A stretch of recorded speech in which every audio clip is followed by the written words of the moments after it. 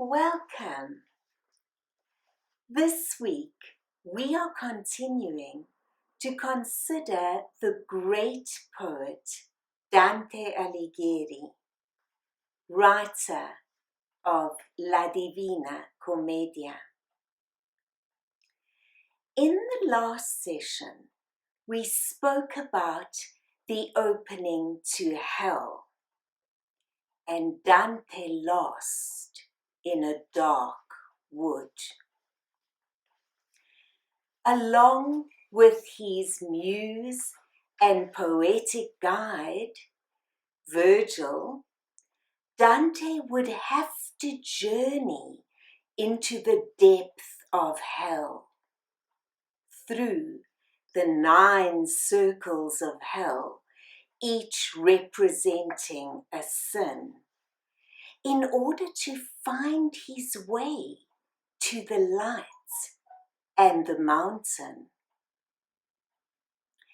In this session, our journey through the Divine Comedy takes us out of Inferno and into Purgatory in our journey to salvation. According to Dante's medieval context, Purgatory is an in-between space between hell and heaven, where penitents who are not doomed but who are not perfect will be able to purify themselves of their sin in order to be able to enter heaven. This week's readings will be from Purgatorio Canto 1 and 2.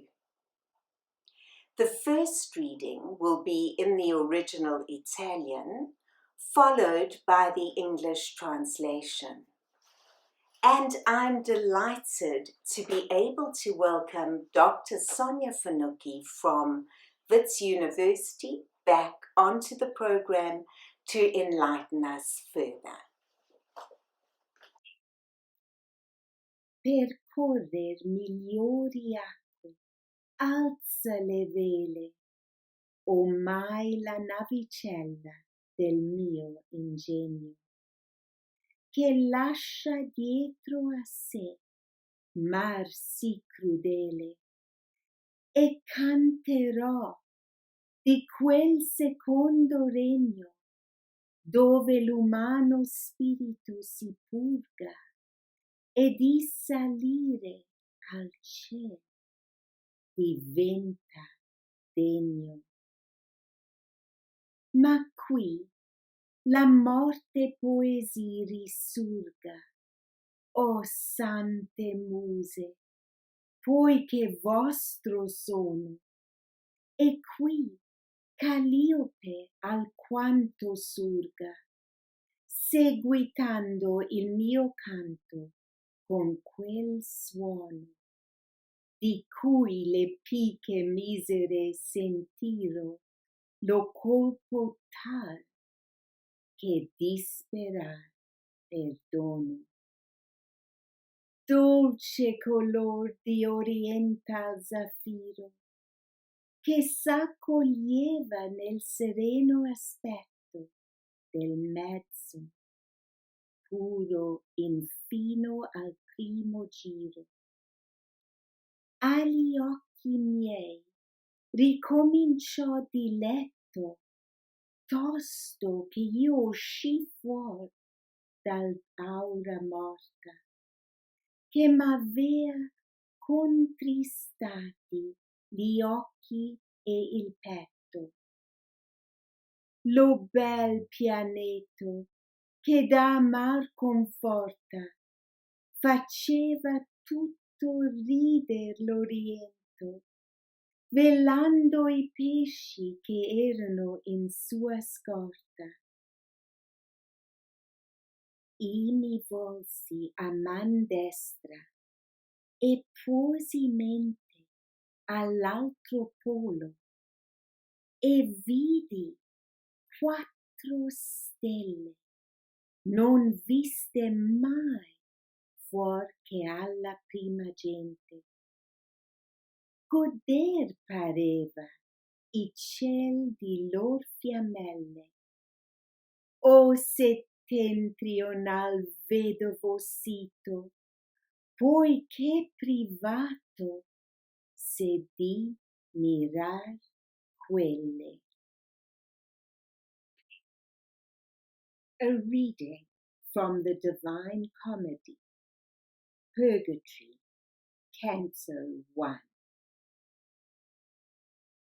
And now the little vessel of my mind sets sail across these more propitious waters, leaving a sea of cruelty behind. And now I sing in rhyme that second reign, there where the human spirit is made worthy to soar to heaven, being purged of sin. Here raise my inspiration from the dead, O sacred muses, since I am all yours. And here, Callio, come to my aid, and lend my utterance that more lofty tone which struck the wretched magpies, and so hard they knew all hope of pardon was in vain. Soft hue of oriental sapphire, clear up to the very circle of the moon, suffusing all the intervening air, restored my joy in seeing. Once I'd passed clearly beyond the lifeless atmosphere, which was so troublesome to eyes and breast. The radiant planet, love's encourager, occasioned happy laughter through the east, veiling the fishes that escorted her. Then, turning right, I fixed my mind upon the other pole, and I observed 4 stars, not seen before, but by the world's firstborn. The sky appeared delighted with their light. Oh, northern regions, well and truly widowed, because you are excluded from their sight. Welcome. I am delighted to be able to welcome Dr. Sonia Fanucchi from Wits University here today. Welcome. Thank you. These lines from Canto 1 strike me as being very different from the opening of the Inferno that we read the last time. Could you comment a bit on why this is, and also on how Dante conceives of purgatory in relation to the Inferno? Yes, so this is an important step in Dante's journey, stepping away from the closed environment of hell. So if we even think of it the way that it's been mapped, hell is conclave, so it's going inward and more into a more and more restricted environment. And purgatory is conical; it's a mountain, and so he's climbing upward, and there's this sense of the world opening up. around him. So the description of this opening, which you rightly point out, is so different from Inferno. In Inferno, we have this sense of dislocation, confusion, darkness. Here, we're in a space of light. It's also a mystical space. He clearly notes that we are now in the northern hemisphere, the hemisphere that, according to the medieval mind, is not visible to the ordinary folk. So it is a sacred space, and it's a beautiful space. It's a natural space. So we're moving away from what Dante refers to in Inferno as a morta poesia. Now we're into a realm where imagination, nature, all of these things are freed for expression. So it's a very expressive realm, as opposed to Inferno, which is almost anti-expression. It kills expression, it confuses, it confounds. It's fascinating that you should put it that way. Would you say that the Commedia can be seen as a journey of poetry, as well as a very personal journey of Dante the Pilgrim? Absolutely. So Purgatory is where we really see this. But throughout, remember that Dante is guided by Virgil, who is a poet. He meets poets constantly throughout this journey, and he's talking about how his own poetry ultimately is a way to get him to heaven. We see this clearly in Purgatory, in these opening lines where Dante actually famously says, we can look at this opening where he says, the navicella del mio ingegno, the little boat of my mind. It's so interesting because he's emphasizing his own imagination, his mind. Now we're moving away from the dark wood into a world of my mind, of my genius. And we can see that he emphasizes that, O Sante Muse, the sacred muses. Let's call on the guardians of poetry to make this realm come alive. So Purgatory specifically is a realm of poetry, and it's a realm of invention. In fact, Dante, to a large extent, invented Purgatory. It is a theological footnote in medieval thought, but what Dante did was he gave it a space. So when people, it entered into the popular imagination. When people these days think of Purgatory, they think of Dante's Purgatory, a space of invention, a space of poetry, and it is poetry at this point that is going to help Dante to reach the end.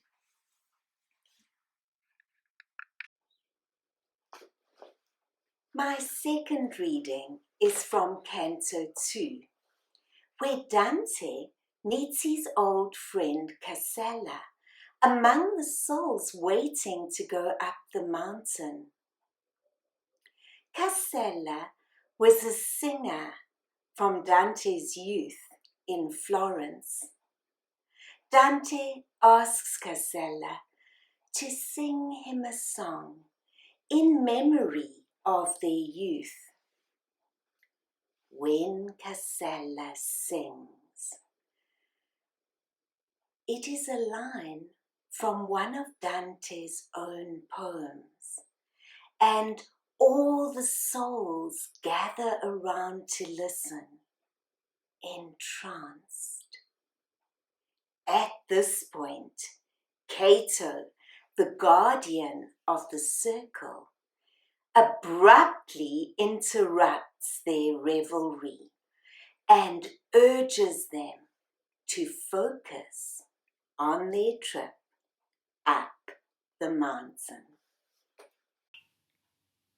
E io, se nuova legge non ti toglie memoria o uso all'amoroso canto, che mi sollea quietar tutte le mie doglie, di ciò ti piace consolare alquanto l'anima mia, che con la sua persona, venendo qui, è affannata tanto.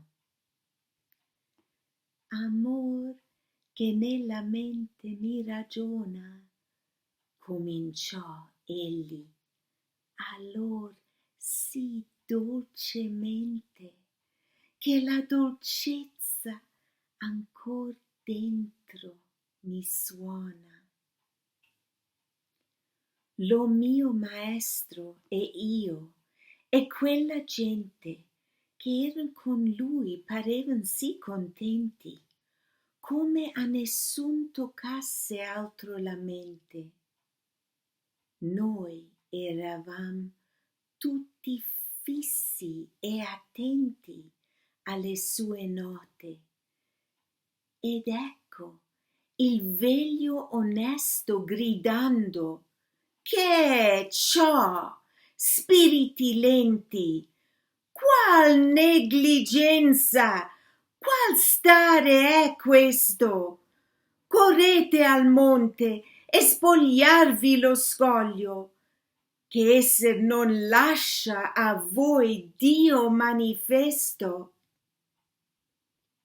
Come quando cogliando biada o l'olio li colombi adunati alla pastura, quieti, senza mostrar l'usato orgoglio, se cosa appare ond'elli abbian paura, subitamente lascian star l'esca, perché assaliti son da maggior cura.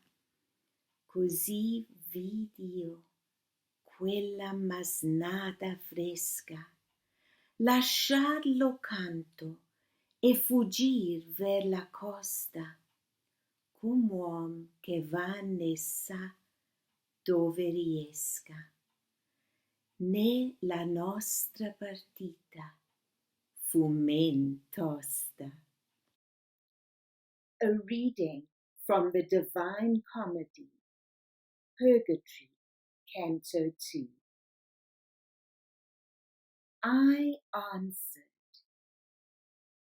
if no legislation here bans use or memory of those loving songs which always fully solaced my desire, I beg you, sing them, and refresh somewhat my soul, which, since it travelled with my body to reach this place, is utterly tired out. Love, who's talking with me in my mind.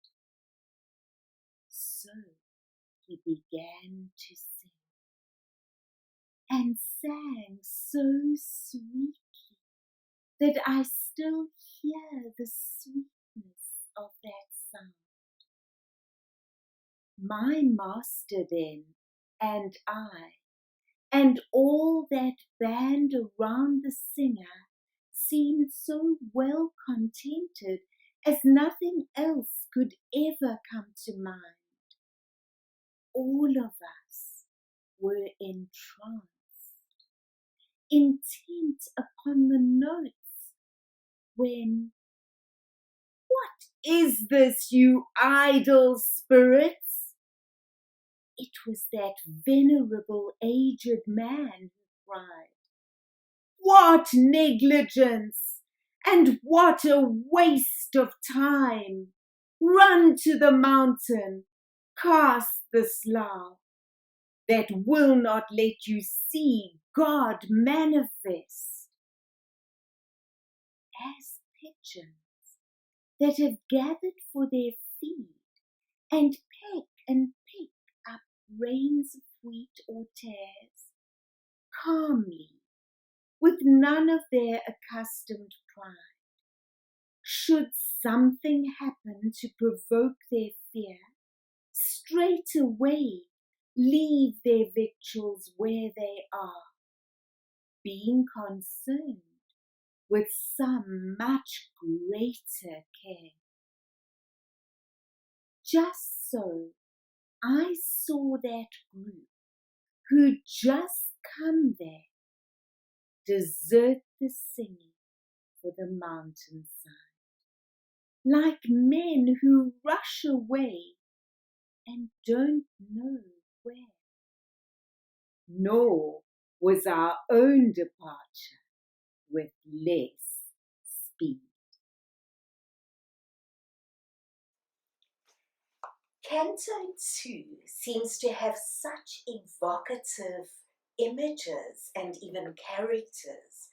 Could you comment on how this develops the theme of poetry from Canto 1? Yes, so it is very much a hallmark of Dante that he dramatizes the themes that he invokes. So this idea of poetry absolutely has a personal face in this encounter. What happens is Dante meets his old friend Casella, who then sings a line from Dante's own poetry, very, very powerfully. And that moment, it's quite complex, this moment, because Dante asks him to sing something. So there's a note of nostalgia struck. Poetry is also about looking back. It's also connected to our intimate personal lives. And in that way, that renders it a little bit ambiguous in Purgatory, because we can't look back. We can't keep turning back to our lives, even if they are so sweet that they call us, as poetry does. So that moment is complicated. Dante and all the souls are drawn to the sound, the beautiful singing voice that sings his own poem. But then they are told by Cato, the guardian of the circle, hold on a second, this is laziness. If you do this, you're going to lose sight of the real goal of your journey.